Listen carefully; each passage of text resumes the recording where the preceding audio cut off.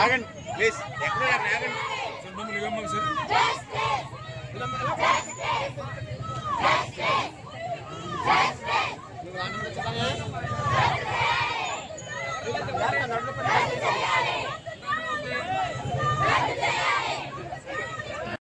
జిల్లా అధ్యక్షురాలు. ఈరోజు ప్రభుత్వం అనేక సార్లు మేము రిప్రజెంటేషన్ ఇచ్చినా కానీ మాకు ఎటువంటి సమాధానం అన్నది చెప్పలేదు. వాళ్ళ సంక్షేమ పథకాల కోసం అనేక సార్లు మేము రిప్రజెంటేషన్ ఇచ్చాం. అలాగే ముందు ఉన్న ప్రభుత్వం ఏదైతే ఉందో ఆ ప్రభుత్వం ఇచ్చిన జీవో ఏదైతే ఉందో ఆ జీవోనే ఈ ప్రభుత్వం కూడా అమలు చేస్తూ ఉంది.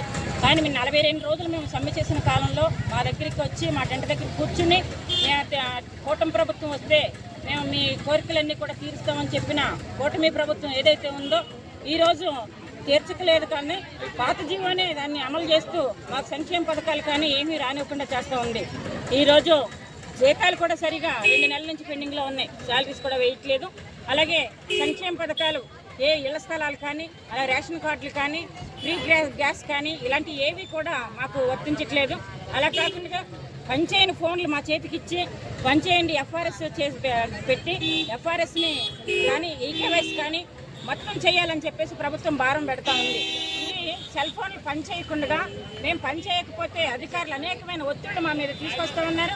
ఈవేళ ఈ ఎఫ్ఆర్ఎస్ ఈకేవైసీ గురించి అనేక మందికి హార్ట్ అటాక్ల ప్రాబ్లంతో అంగన్వాడీ వర్కర్స్ చనిపోతూ ఉన్నారు.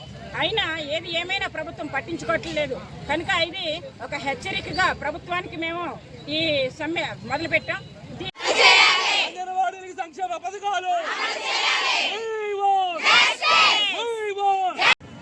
శ్రమేమో ఉదయం నుంచి సాయంకాలం దాకా, యాప్లేమో రాత్రి 11 వరకు అన్న యాప్లు పడుతున్నారు. ఒక సెల్ ఫోన్ పనిచేయదు, మన సొంత సెల్ ఫోన్లు వేసుకోవాలి. కాబట్టి ఏదైతే మన న్యాయమైన డిమాండ్స్ ఉన్నాయో వాటి కోసం పోరాటం అది అవ్వగానే మన అందరం కలిసి కూడా కలెక్టర్ గేట్ దగ్గరికి వెళ్దాం. అప్పుడు దాకా సిద్ధంగా ఉండండి. అరెస్ట్ అయినా పర్వాలా, ఓకేనా? ఓకే. దాంట్లో యాప్లు ఉన్నాయో ఏదైతే జీతాలు పెంచుతామని చెప్పి పెంచలేదు వాటి కోసమే కదా, అవునా కదా? మరి అది కాకోకుండా మనం ఏమన్నా వాళ్ళ ఆస్తి ఏమని చెప్పి రాలేదు కదా మనం.